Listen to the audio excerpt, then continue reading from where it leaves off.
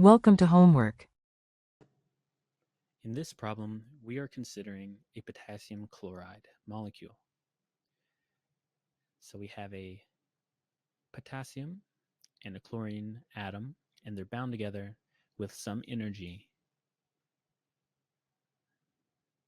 Be is what I've called it here, but that's just the binding energy of the molecule. And the problem wants us to use all the data that we know about this molecule to estimate the equilibrium separation, so the distance between the two, r, between these two atoms. And the way that we should consider to approach this is to think about what we know that relates distance to energy. And in this case, the most obvious thing is the Coulomb potential, where you have Q1, Q2 all on R, which we already had a problem earlier in the chapter about this, but this is the only conceivable way we can figure out this distance. So the process for working this all out is we need to get a relationship for the um, potential energy. And how we can figure that out is by knowing that the binding energy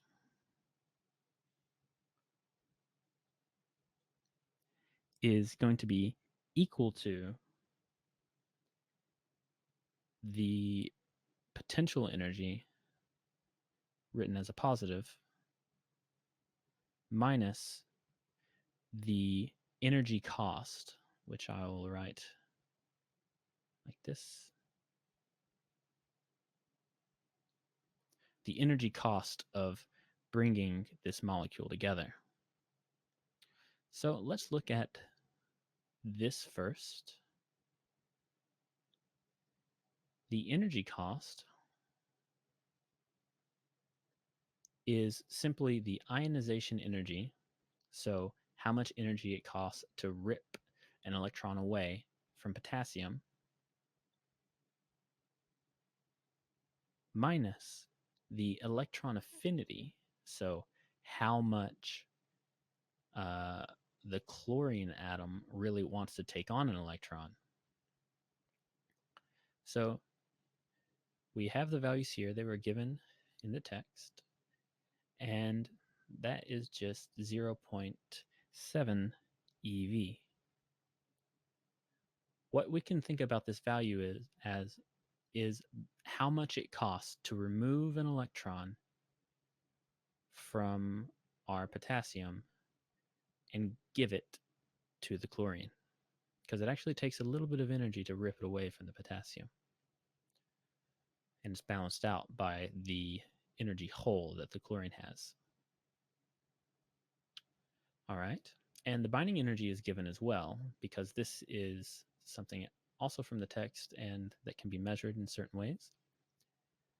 So we have an energy cost and a binding energy. Let's rearrange this equation to get a function for u is what I switched to calling it here. Let's replace this v with a u to be consistent. So u is going to be equal to binding energy plus the energy cost, which we calculated just now. And if you turn the crank on this, you get that our potential energy is 5.13 electron volts. All right, well, that is good, except we don't really just want the potential. We want to work backwards and get this R. So we plug in for here,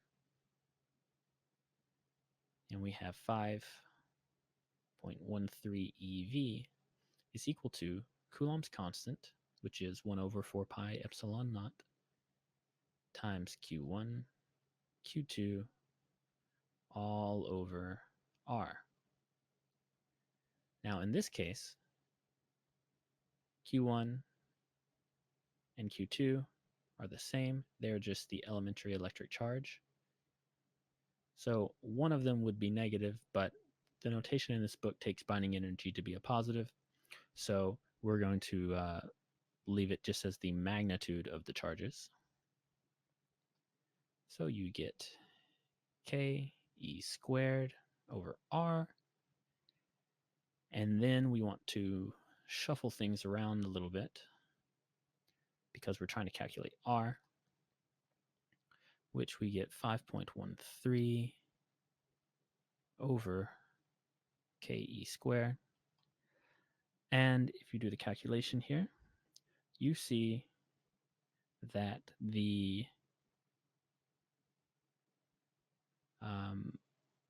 oh, sorry, no, this is backwards.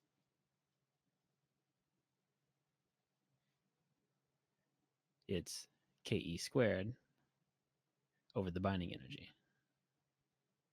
I got too fast.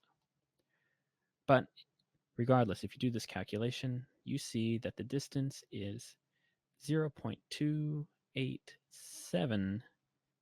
nanometers. And that fulfills the calculation part of the question. However, it also asks to explain why this result is only an estimate and not a precise value.